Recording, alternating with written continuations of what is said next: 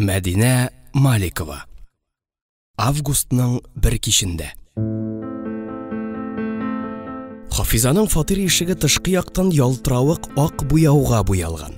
Борысында ям-яшел кыңгырау тимәсе. Ишекне тиз ачты.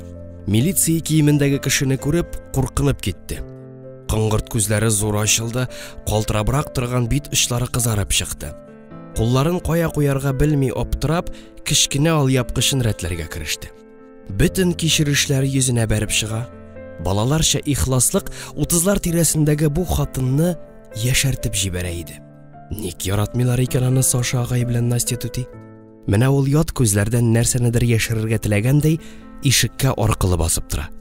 Тикшерүче аның җилкәсе аша үрелеп эчкә карады. Анда өстәл янында ак күлмәкле ир кеше утыра иде. Иелгән башыннан, бөрешкән кыяфәтеннән аның бу йортта чит икәнлеге, кеше кара күзенә бер дә күренәсе килмәгәне сизелде. Хафиза Рәмзинең соравын аңламый торды. Минме? Безме? Диде. Күрмәдем, ишетмәдем, балконга да чыкмадым. Анда бер егетне хушсыз хәлендә таптык, диде Рәмзи. Хафизаның йөзенә яңа кызыллык бәреп чыкты. Тикшерүченең күзенә туры карарга авырсына. Шул ук вакытта карашын читкә ала алмаган кебек, куе кара кирфекләрен еш-еш какты. Шулаймыни? Кем соң? Сез гражданин. Нәрсә? Дип сорады ир кеше Рәмзигә карамый гына. Бәлки сез берәр нәрсә күргәнсездер? Юк, күрмәдем.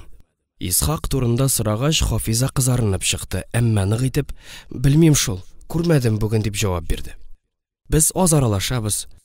Миңа зыяны тигәне юк. Булай кешене каян белеп бетерәсең? Хафизаның шигәсендәге нечкә зәңгәр тамыр күзгә күренеп сулкылдап тибә иде. Рәмзи аның аягына күз төшерде. Хафизаның йомшак бармаклары күп дигәндә 36нчы үлчәмле иде. Аның күзләре тикшерүчегә чыгып кит инде, нишләп торасың дигәндәй ялварып карадылар. 5нче катта ишекне йокыдан бүртенгән, ялангач йөнтәс тәненә кара трусик кына кигән таза гәүдәле ир ачты. Ул сүзне кыска тотты. Урам якны сагаларга вакыт юк минем. Исхакмы? Үз башына эчә ул малай. Аңарчы берәрсенең башына җитеп куймаса, андыйлардан ерак булуың хәерле. Музыкант хатын һаман уйнавыннан туктамаган иде әле. Кыңгырау зыңгылдагач, пианино моңа кайчы белән кискәндәй кинәт өзелде. Юка гәүдәле, ак йөзле хатын Рәмзине күрүгә кыйлып төште. Инде сезне дә чакырдылармыни? Диде аптырап. Аннары ашыгып, мин уйнамый тора алмыйм бит. Һөнәрем шул булгач нишлим инде? Дип аңлатырга кереште. Йортта тавышның шул кадәр нык ишетелүенә мин гаеплеме? Рәмзи үз йомышын әйткәч, шактый вакыт сүзнең ни турыда барганын аңламый торды ул. Тәрәзәсе төбендә ниләр булганын ул белми. Хушсыз яткан егеттән аның хәбәре дә юк иде. Исхак турында, кеше кайгысымы миндә, диде. Ишкән кешене мин нишләт алам? Үземә тимәсәләр шул җиткән. Тикшерүче подъезддан чыгуга җәмелдек утлы милиция машинасына утырып, бик зур эш кылгандай эреләнеп, Саша агай травматология институтыннан кайтып төште. Юк шул, юк, диде башын чайкап.